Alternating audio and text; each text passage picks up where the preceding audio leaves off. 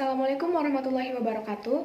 Perkenalkan, nama saya Nazira Novarski Kudus, mahasiswi Pendidikan Ekonomi kelas 6C, Universitas Muhammadiyah Profesor Dr. Hamka. Pada hari ini, saya akan mengajak kalian semua untuk membahas dan membedah apa saja yang ada di website Direktorat SMK. Video ini dibuat untuk memenuhi tugas akhir dari mata kuliah Landasan Pendidikan Kurikulum yang diampu oleh Dr. Hajah Sri Astuti MPD. Selamat menyaksikan. Baik, pertama-tama kita buka dulu browser. Kemudian kita search psmk.kemdikbud.go.id.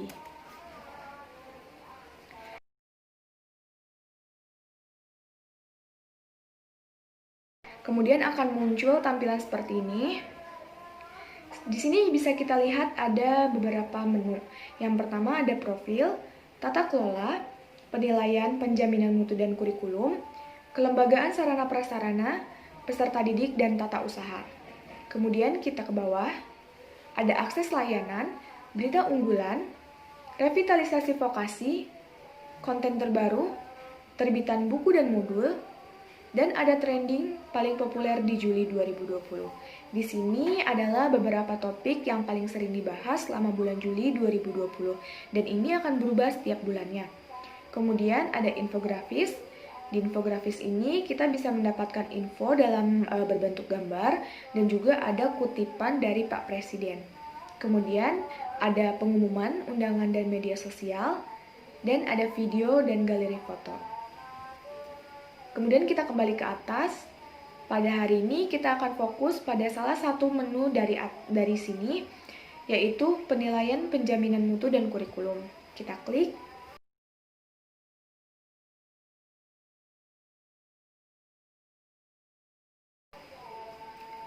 Di sini bisa kita lihat ada berbagai macam indikator, ada self-assessment, teaching factory, buku dan bahan ajar, video pembelajaran, dokumen kurikulum, Camp Kreatif SMK Indonesia KKSI 2019, Camp Kreatif Guru SMK Indonesia KKGS 2020, peraturan-peraturan, model pembelajaran, penguatan pendidikan karakter, sekolah pencetak wirausaha, gerakan literasi sekolah, mitigasi bencana, teaching factory dan teknopark, dan ada event bidang penilaian dan kurikulum. Pada hari ini kita akan fokus membahas mengenai dokumen kurikulum. Kita klik.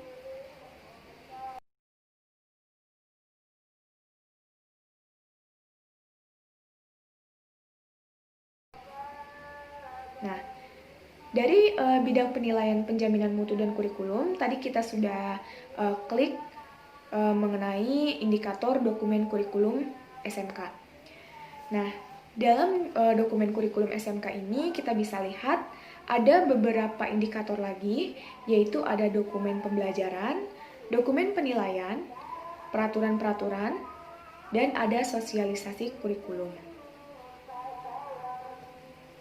Dalam dokumen pembelajaran, kita bisa lihat ada indikator tambahan, yaitu ada spektrum keahlian SMK dan Madrasah Aliyah Kejuruan, kemudian ada struktur kurikulum, ada KI dan KD SMK dan Madrasah Aliyah Kejuruan, kemudian ada pelatihan dan pendampingan implementasi kurikulum 2013 SMK.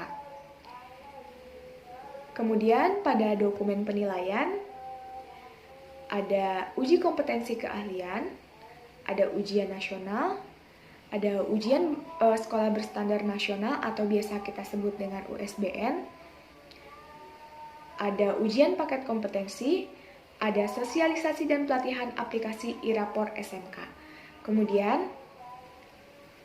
Kemudian pada peraturan-peraturan bisa kita lihat ada standar nasional pendidikan SMK dan Madrasah Aliyah Kejuruan.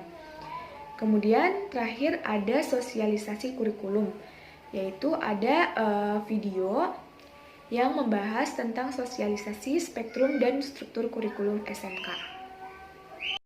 Baik, yang pertama akan kita bahas yaitu mengenai dari indikator yang ada dalam dokumen pembelajaran. Yang pertama yaitu ada spektrum keahlian SMK dan Madrasah Aliyah Kejuruan, yaitu ada Perdirjen tahun 2018 nomor 6 mengenai spektrum keahlian SMK dan MAK. Kita download dulu.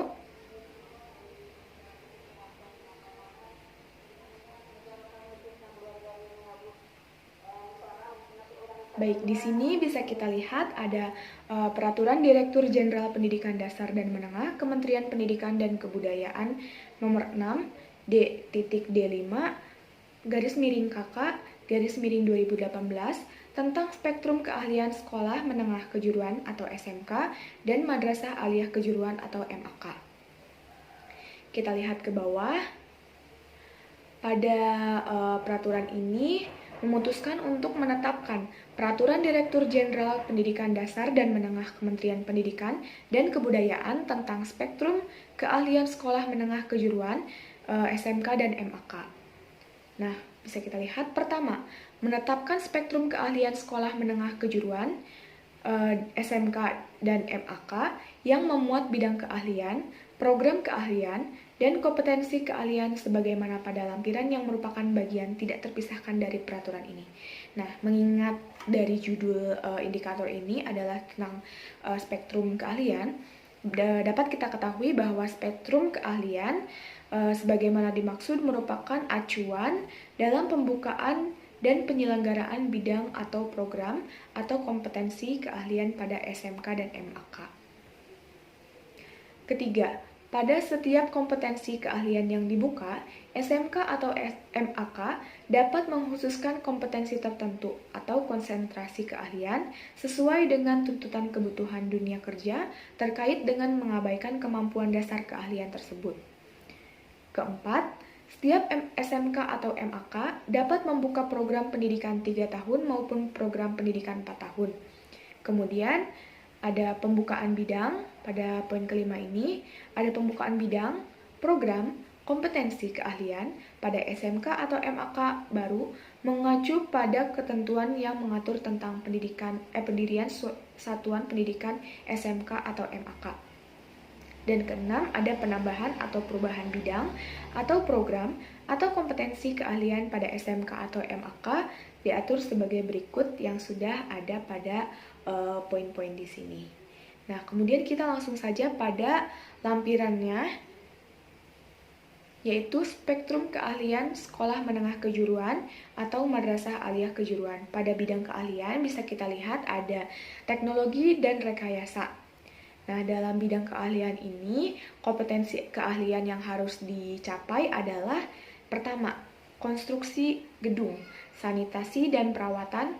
Kemudian pada poin kedua ada konstruksi jalan, irigasi dan jembatan.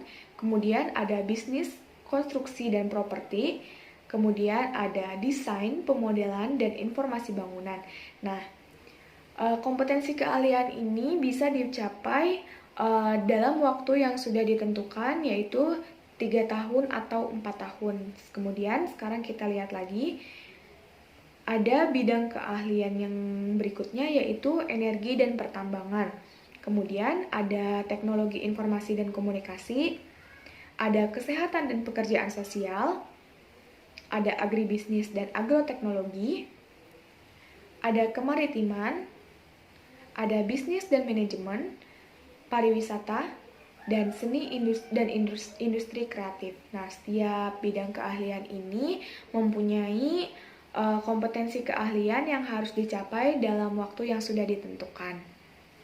Baik, untuk pembahasan mengenai spektrum keahlian SMK dan MAK ini cukup sekian, kemudian kita akan lanjut pada indikator berikutnya.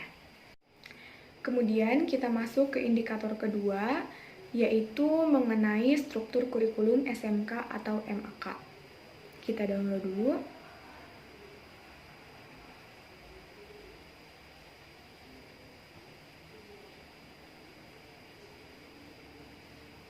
Nah, di sini bisa kita lihat Peraturan Direktur Jenderal Pendidikan Dasar dan Menengah Kementerian Pendidikan dan Kebudayaan nomor 7 garis miring D.D5 garis miring KK garis miring 2018 tentang struktur kurikulum sekolah menengah kejuruan atau SMK dan madrasah aliyah kejuruan atau MAK. Kita ke bawah. Di sini memutuskan menetapkan Peraturan Direktur Jenderal Pendidikan Dasar dan Menengah Kementerian Pendidikan dan Kebudayaan tentang struktur kurikulum sekolah menengah kejuruan SMK dan Madrasah Aliyah Kejuruan atau MAK. Kemudian di sini struktur kurikulum sebagaimana dimaksud merupakan acuan dalam penyelenggaraan pembelajaran di SMK atau MAK. Kemudian kita ke bawah lagi, ada lampiran 1 mengenai struktur kurikulum sekolah menengah kejuruan Madrasah Aliyah Kejuruan. Nah, di sini bisa kita lihat ada bidang keahlian yaitu teknologi dan rekayasa. Lalu ada program keahlian yaitu teknik konstruksi dan properti. Dan ada kompetensi keahlian yaitu konstruksi gedung, sanitasi, dan perawatan. Lama pendidikannya yaitu selama 4 tahun. Di sini ada 2 kolom. Yang pertama ada mata pelajaran dan yang kedua ada alokasi waktu. Dalam kolom mata pelajaran ada beberapa poin lagi. Yang pertama ada muatan nasional, meliputi pendidikan agama dan budi pekerti, pendidikan Pancasila dan kewarganegaraan, bahasa Indonesia, matematika, sejarah Indonesia, bahasa Inggris, dan bahasa asing lainnya. Nah, alokasi waktunya itu sudah ditentukan dan jumlahnya ada 1.870 alokasi waktunya. Kemudian, poin kedua ada muatan kewilayahan. Yang pertama ada seni budaya dan yang kedua ada pendidikan jasmani, olahraga, dan kesehatan. Alokasi waktunya sudah dijumlahkan menjadi 252. Kemudian yang ketiga ada muatan peminatan kejuruan. Nah, pada muatan peminatan kejuruan ini dibagi lagi menjadi beberapa poin. Yang pertama itu ada C1 atau dasar bidang keahlian, yaitu meliputi simulasi dan komunikasi digital, fisika, dan kimia. Alokasi waktunya ketiganya itu sama yaitu 108. Kemudian untuk C2 ada dasar program keahlian. Nah, yang pertama itu meliputi yang pertama ada gambar teknik, alokasi waktunya 144, kemudian ada mekanika teknik, alokasi waktunya ada 108, ada yang ketiga ada dasar-dasar konstruksi bangunan, alokasi waktunya ada 108, kemudian yang keempat ada teknik pengukuran tanah dan alokasi waktunya juga 108. Kemudian ada C3 yaitu kompetensi keahlian, meliputi konstruksi bangunan gedung. Kemudian ada sistem utilitas bangunan gedung, yang ketiga ada perawatan gedung, yang keempat ada estimasi biaya konstruksi, sanitasi dan perawatan gedung, dan yang terakhir ada produk kreatif dan kewirausahaan. Dari poin C1, C2, C3 yang terangkup dalam muatan peminatan kejuruan jika dijumlahkan oleh alokasi waktunya berjumlah 4.526 dan dari semua poin yang ada dalam kolom mata pelajaran ini jika dijumlahkan alokasi waktunya berjumlah 6.648. Kemudian kita turun lagi ke bawah. Di sini ada tabel lagi, meliputi ada beberapa kolom. Yang pertama, kolom pertama ada kolom mata pelajaran, kemudian ada kolom kelas yang dibagi lagi menjadi 4 kelas, yaitu kelas 10, kelas 11, kelas 12, dan kelas 13, yang setiap kelasnya itu dibagi lagi menjadi semester 1 dan semester 2. Jadi jumlahnya itu ada, dari keempat kelas ini, ada 8 semester. Kemudian selanjutnya kita lanjut pada indikator berikutnya yaitu KI dan KD SMK atau MAK. Yaitu ada poin pertama di sini mengenai Perdirjen Dikdasmen nomor 460.4-D5-D5-KR-2018 tahun 2018. Kita coba download.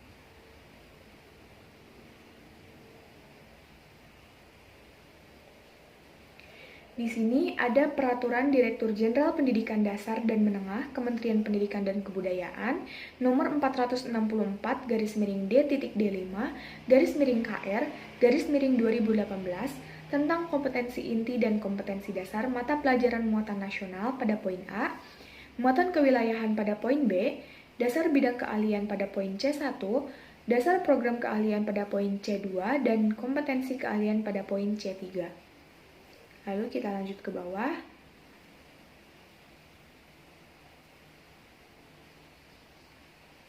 Kompetensi inti dan kompetensi dasar, sebagaimana dimaksud merupakan acuan dalam penyelenggaraan pembelajaran di SMK atau MAK.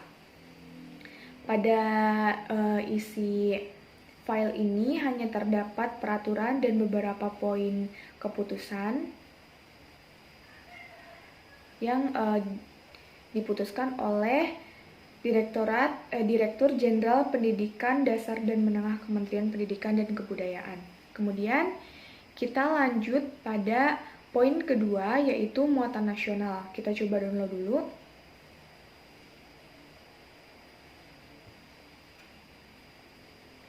Di sini terdapat lampiran Peraturan Direktur Jenderal Pendidikan Dasar dan Menengah Kementerian Pendidikan dan Kebudayaan, yaitu ada kompetensi inti dan kompetensi dasar sekolah menengah kejuruan atau madrasah aliyah kejuruan. Nah, di sini bidang keahliannya itu semua bidang keahlian, kemudian program keahliannya semua program keahlian, kompetensi keahliannya semua kompetensi keahlian, mata pelajarannya yaitu mata pelajaran pendidikan agama Islam dan budi pekerti. Jam pelajarannya ada 318 jam pelajaran yang setiap jam pelajarannya itu terdapat 45 menit.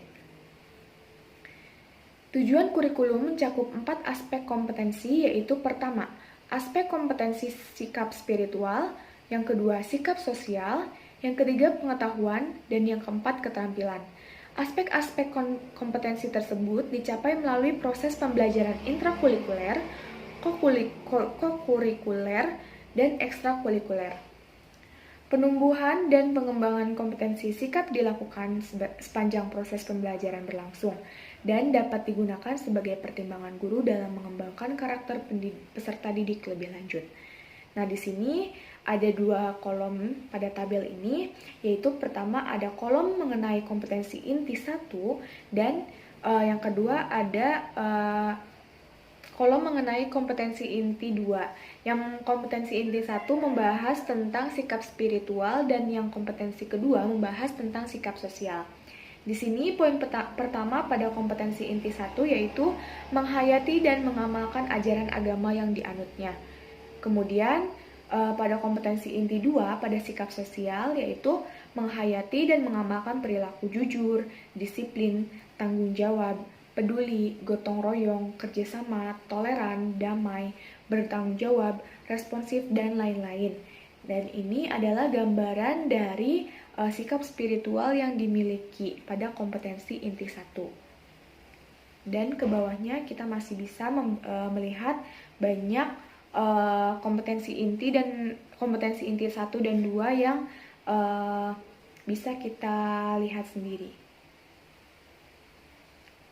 Kemudian kita lanjut pada poin ketiga, yaitu muatan kewilayahan. Di sini kita coba download dulu.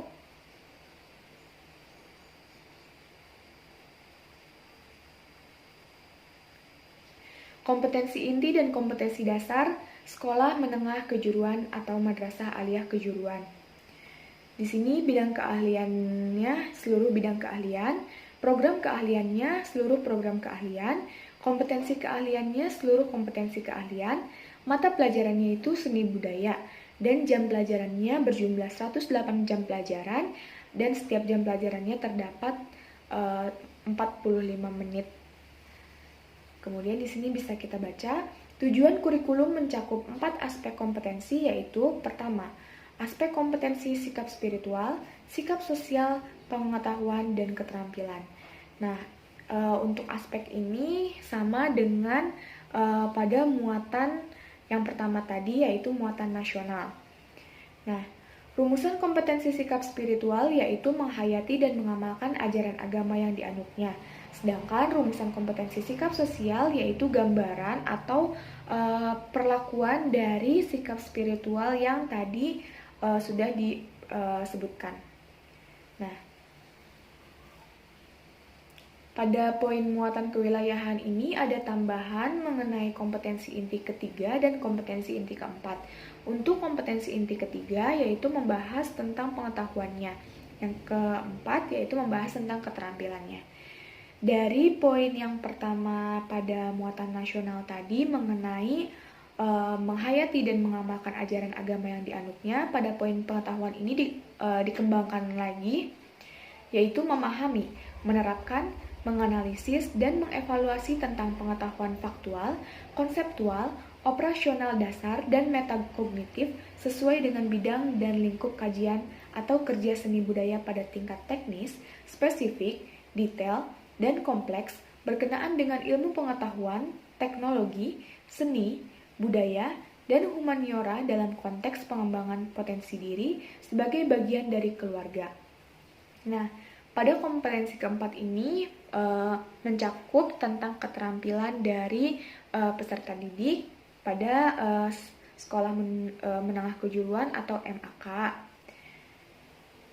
yaitu pengembangan dari poin tadi dengan cara melaksanakan tugas spesifik dengan menggunakan alat, informasi, dan prosedur kerja yang lazim dilakukan serta memecahkan masalah sesuai dengan bidang kajian atau kerja seni budaya.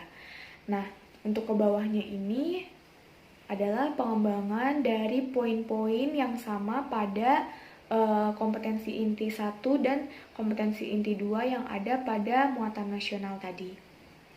Baik, untuk pada indikator ini kita cukupkan. Kita lanjut pada indikator yang lainnya. Nah, indikator yang ini mencakup per bidang keahlian. Jadi, karena ini banyak sekali dan sepertinya tidak akan cukup jika kita bahas dalam satu video ini, maka kita akan coba membuka atau mendownload satu file yang nantinya akan dijadikan sebagai gambaran dari indikator-indikator bidang keahlian yang lain. Di sini kita mendownload mengenai konstruksi gedung, sanitasi dan perawatan yang lama pendidikannya itu selama 4 tahun. Baik, di sini sudah kita buka, yaitu bisa kita baca di sini kompetensi inti dan kompetensi dasar sekolah menengah kejuruan atau madrasah aliyah kejuruan. Bidang keahliannya teknologi dan rekayasa, program keahliannya yaitu teknik konstruksi dan properti, dan kompetensi keahliannya yaitu konstruksi gedung, sanitasi dan perawatan. Nah, kompetensi keahlian inilah yang tadi ada pada judul indikator yang tadi ada banyak itu. Jadi ketika kita ingin melihat kompetensi keahliannya bisa kita baca pada judul indikator tadi. Nah, rumusan kompetensi sikap spiritualnya itu kita mengikuti pada poin tadi pada kompetensi inti 1 di muatan nasional. Kemudian ini isinya sama saja dengan muatan wilayah yang tadi, hanya saja lebih dispesifikasikan untuk kompetensi keahlian pada konstruksi gedung dan sanitasi perawatan C1. Baik, nanti kita bisa baca sendiri. Selanjutnya kita lanjut ke indikator berikutnya. Selanjutnya kita lanjut pada poin berikutnya atau indikator berikutnya, yaitu mengenai pelatihan dan pendampingan implementasi kurikulum 2013 SMK.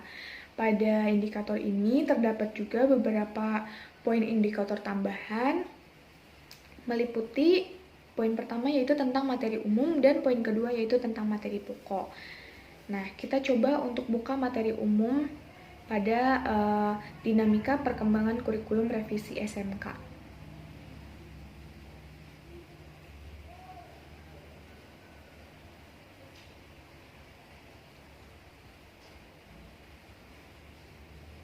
Jadi pada indikator ini berbentuk PowerPoint yang jumlahnya ada 60 slide yang kita bisa baca sendiri, dan di sini sistematika yang akan dibahas pada PPT tersebut adalah mengenai pertama kebijakan kurikulum, kedua arti pendidikan, ketiga kerangka pengembangan kurikulum, yang keempat perbaikan dokumen kurikulum, yang kelima diversifikasi kurikulum, yang keenam penumbuhan pendidikan karakter, ketujuh pembelajaran, dan kedelapan buku teks pelajaran.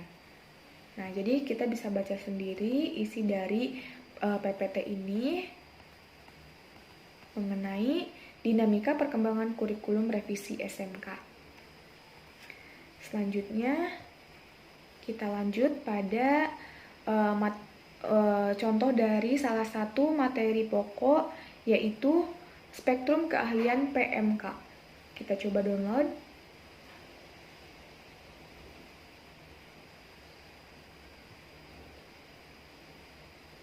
File ini berbentuk zip, jadi harus kita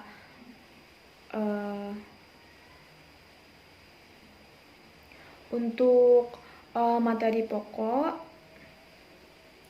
itu berbentuk zip, jadi harus kita convert dulu, dan itu membutuhkan waktu, jadi kita skip saja. Kita lanjut ke indikator dokumen penilaian. Selanjutnya kita lanjut pada indikator kedua yang ada pada dokumen kurikulum SMK, yaitu dokumen penilaian. Di sini ada indikator pertama, yaitu mengenai uji kompetensi keahlian, meliputi pedoman UKK atau ujian kenaikan kelas tahun 2018 sampai 2019. Kita coba download.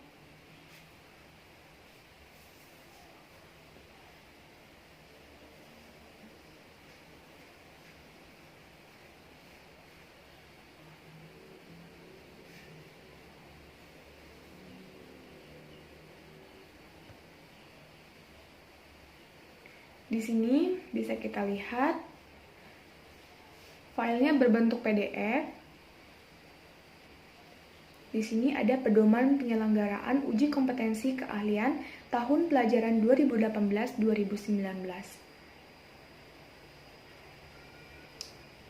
Ada kata pengantarnya seperti buku-buku biasanya, dan di sini bisa kita lihat ada daftar isinya.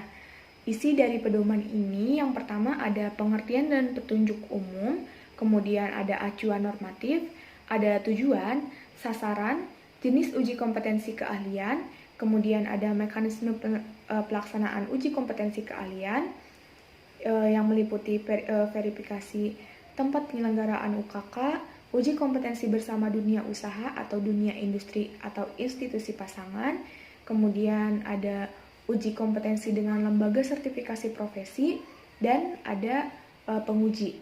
Kemudian yang ketujuh membahas tentang jadwal uji kompetensi keahlian, kemudian perangkat uji kompetensi keahlian, penggandaan dan pengiriman naskah uji kompetensi keahlian, penilaian dan kelulusan uji kompetensi keahlian, penerbitan sertifikasi kompetensi, pemantauan pelaksanaan uji kompetensi keahlian, biaya penyelenggaraan uji kompetensi keahlian. Nah, di sini kita bisa lihat pembahasannya yang lumayan banyak, jadi tentunya tidak bisa kita bahas satu persatu pada video ini. Jadi kita lanjut saja pada indikator berikutnya, yaitu ujian nasional. Jadi untuk yang uji kompetensi keahlian ini isinya itu mengenai pedoman ujian kenaikan kelas, baik itu bagi penguji ataupun bagi sekolah. Kemudian sekarang kita akan masuk pada indikator yang kedua dari dokumen penilaian, yaitu ujian nasional. Pada ujian nasional ini ada 3 poin yang akan dibahas, yaitu pertama ada POS UN tahun ajaran 2018-2019, kemudian ada kisi-kisi UN teori kejuruan, dan ada kisi-kisi UN bahasa Indonesia, bahasa Inggris, dan matematika. Nah, 3 mapel ini adalah mata pelajaran yang seperti kita tahu adakan pengujian pada ujian nasional. Nah, pertama kita coba buka mengenai POS UN 2018-2019.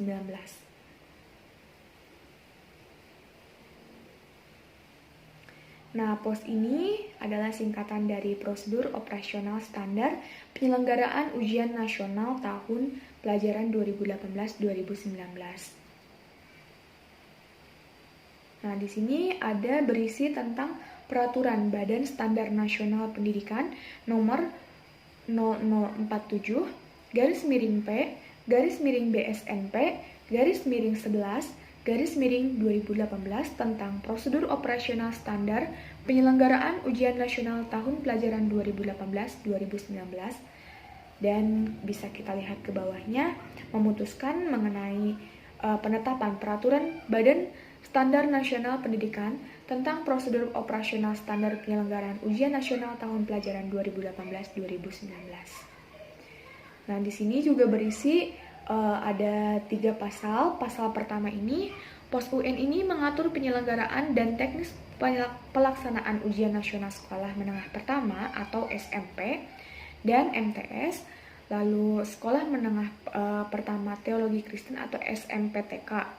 Nah, sekolah pertama menengah pertama luar biasa atau SMPLB, sekolah menengah pertama terbuka atau SMPT, sekolah menengah atas atau SMA, madrasah aliyah, dan sekolah SMA agama Katolik, SMAK dan SMTK, juga sekolah keagamaan Hindu setingkat SMA dan SMALB. Kemudian bisa kita baca sendiri. Lalu pada pasal 1 ini juga pada ayat 2 ada POS UN sebagaimana dimaksud pada ayat 1 tercantum dalam lampiran yang merupakan bagian tidak terpisahkan dari peraturan BSNP ini. Nah, jadi dari isi POS UN yang kita buka ini juga terdapat lampiran yang nanti akan saya coba bacakan. Lalu pada pasal 2 ada hal-hal lain yang belum diatur dan atau perubahan terhadap POS UN ini akan ditetapkan oleh BSNP dan disosialisasikan melalui surat edaran. Pasal 3, peraturan BSNP ini mulai berlaku pada tanggal yang ditetapkan. Nah, lampirannya ini ada di paling bawah. Jadi ini berisi tentang prosedur operasional standar dari pelaksanaan UN itu sendiri yang bisa dibaca oleh guru dan sekolah sebagai prosedur dalam menjalankan UN.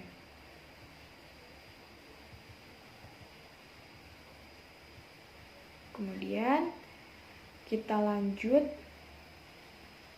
pada poin berikutnya, yaitu kisi-kisi UN teori kejuruan.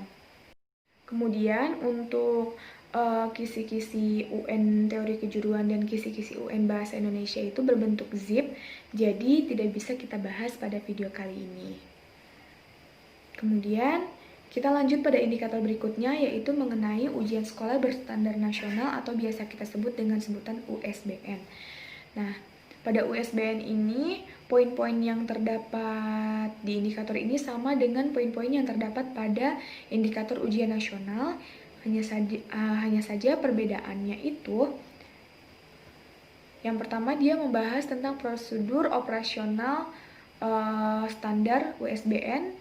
Yang kedua, dia membahas tentang kisi-kisi USBN kurikulum 2016 dan kisi-kisi USBN kurikulum 2013. Jadi, berbeda dengan UN tadi yang membahas tentang kisi-kisi UN teori kejuruan, di ujian nasional berstandar nasional ini membahas mengenai kisi-kisi USBN kurikulum 2006. Nah, kita coba buka POS USBN.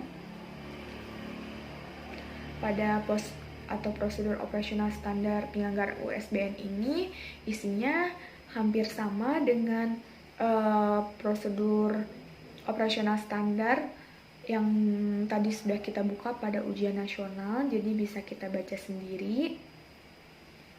Kemudian untuk kisi-kisi USBN kurikulum 2006 dan kisi-kisi USBN kurikulum 2013 sepertinya tidak bisa dibuka karena formatnya berbentuk zip. Kemudian sekarang kita lanjut saja pada indikator yang ketiga, yaitu ujian paket kompetensi. Dan akan tetapi di sini datanya tidak tersedia pada website ini. Jadi kita lanjut pada indikator berikutnya, yaitu sosialisasi dan pelatihan aplikasi e-rapor SMK.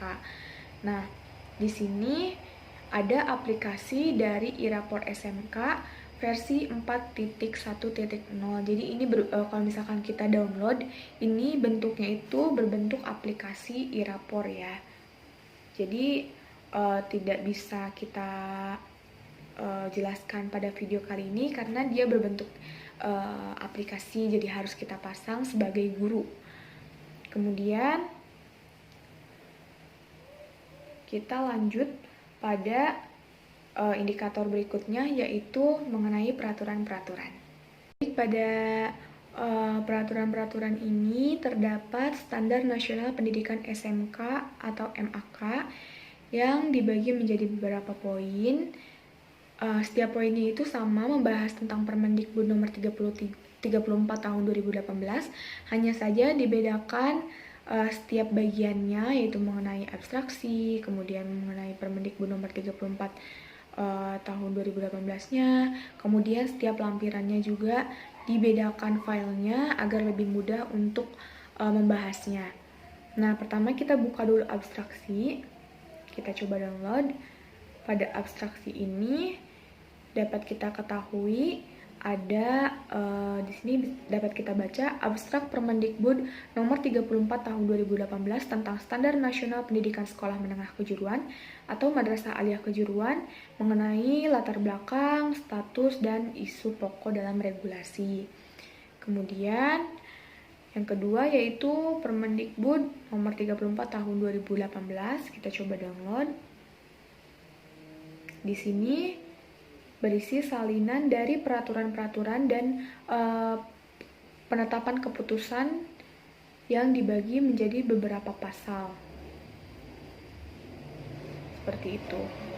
Kemudian kita lanjut ke file yang ketiga, yaitu berisi lampiran 1 mengenai tentang standar kompetensi lulusan atau SKL. Kita coba download. Di sini ada lampiran dari salinan dari lampiran 1 mengenai standar kompetensi lulusan. Nah, di sini bab satunya itu berisi tentang latar belakang dari SKL ini sendiri.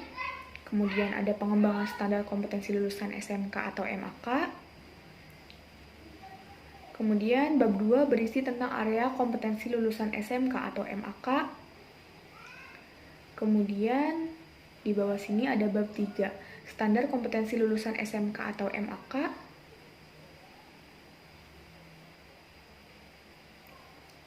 Yang di sini dapat kita baca sendiri. Dan isi dari bab 4 itu mengenai penutup. Dan ini sudah ditandatangani oleh Menteri Pendidikan dan Kebudayaan Republik Indonesia pada tahun 2018, yaitu Muhadjir Effendi.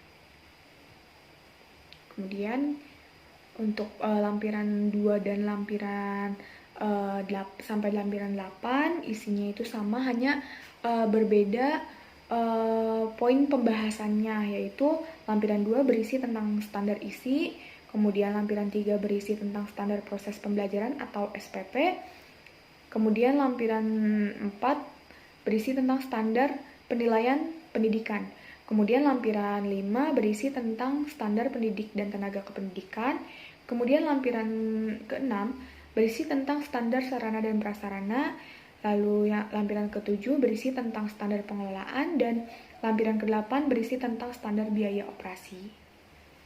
Selanjutnya kita akan lanjut pada indikator terakhir, yaitu mengenai sosialisasi kurikulum. Kemudian yang terakhir kita akan membahas indikator dari sosialisasi kurikulum.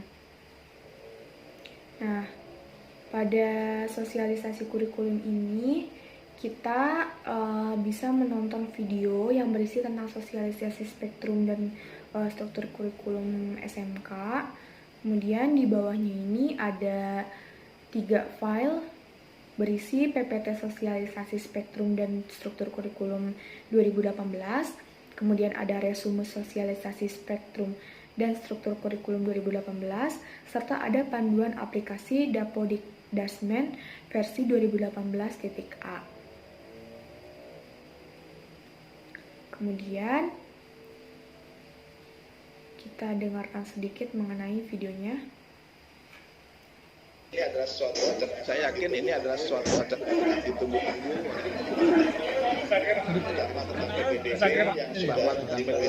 yang sudah dimulai di beberapa provinsi. Kemudian juga ada yang bertanya tentang struktur kurikulum, tentang guru, tentang dapodik dan lain-lain. Berdasarkan pemberian nanti tunjangan itu kita juga mengusulkan tunjangan. Baik, seperti itu sedikit cuplikan dari video yang ada pada sosialisasi kurikulum. Selanjutnya saya akan membacakan perbedaan dari RPP lama dan RPP baru. Untuk RPP lama, waktu yang dibutuhkan untuk membuat RPP itu lebih banyak. Jadi, guru tidak mempunyai waktu untuk mengevaluasi pembelajaran, sehingga guru selalu dituntut untuk fokus membuat RPP. Kemudian, format RPP terlalu banyak dan tidak efektif. Pada RPP lama itu terdapat 20 komponen format RPP, jadi guru tidak dapat fokus karena komponen yang terlalu banyak. Kemudian yang ketiga, RPP terlalu tebal.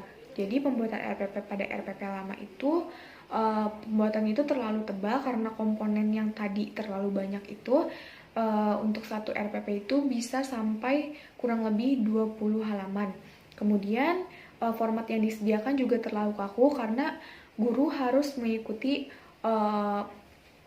contoh atau format yang diberlakukan. Kemudian untuk RPP baru,